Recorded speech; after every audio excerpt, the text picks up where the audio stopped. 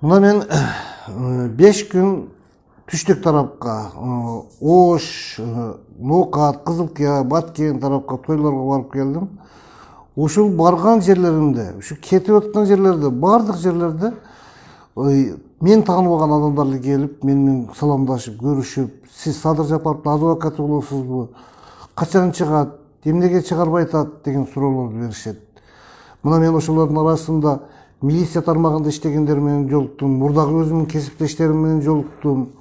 Адвокаттар, юристтер, прокуратура тармагында, сот тармагында иштеген адамдар менен, билим берүү тармагында мугалимдер менен, врачтар менен, ушу карапайым эл, мечиттин имамдары дагы жолукту да. Мына ошол адамдардын баардыгы эле бир эле суроо берип атат мага: Садыр Жапаровду качан чыгарат? Качан чыгат? Эмне үчүн чыгарбай жатат?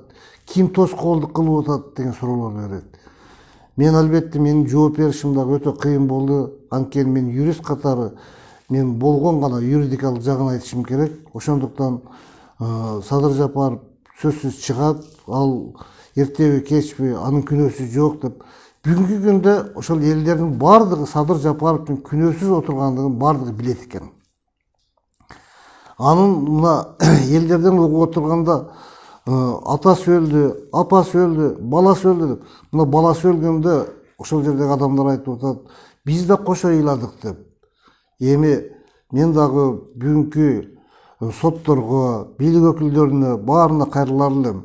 Урматтуу бийлик өкүлдөрү, соттор, сиздер дагы мына ушу көрүп атасыздар.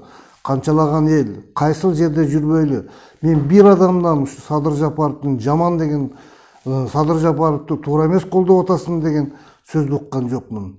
Бардык жерде элдер Садыр Жапаровду колдоп, кайгырып, кайгысын тең бөлүшүп айтып атышат: мындай тагдыр эч кимдин башына салбасын.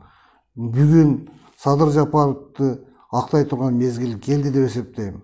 Ошондуктан эл, калың эл суранып атканда баардыгыбыз билип турганыбызда анын күнөөсү жок экендигин аны узакка созбостон чыгарып берүүңүздөрдү суранамын. Дагы бир нерсени айтып коеюн дедим. Бүгүнкү күндө ушу Садыр Нуркожоевичту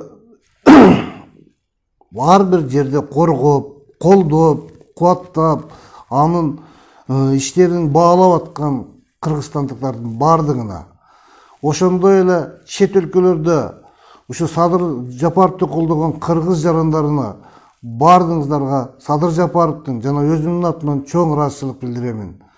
Мен бир окуяны айта кетейин деп чечтим. Мен ушул Ноокат районунда кетип атсам, бир сакалдуу бир киши токтоп машинасын алып алды. Ал бир мечиттин имамы экен. Ал киши ушу мени телевизорлордон көрүп таанып калдым: сиз Садыр Жапаровдун адвокатысызбы деди. Ооба десем, биз жамаатыбыз менен күнүгө 5 убакыт намазда Садыр Жапаровдун акталышын талап кылып, акталышын суранып, дуа кылып атабыз деп айтты. Бул сөздөр мени аябай толкундантты. Мен ар бир ушу кыргызстандыктарга, ар бир ушу кыргыз жарандарына ушу Садыр Жапаровду колдогондугу үчүн дагы бир жолу чоң ыраазычылык айтып кетемин. Рахмат.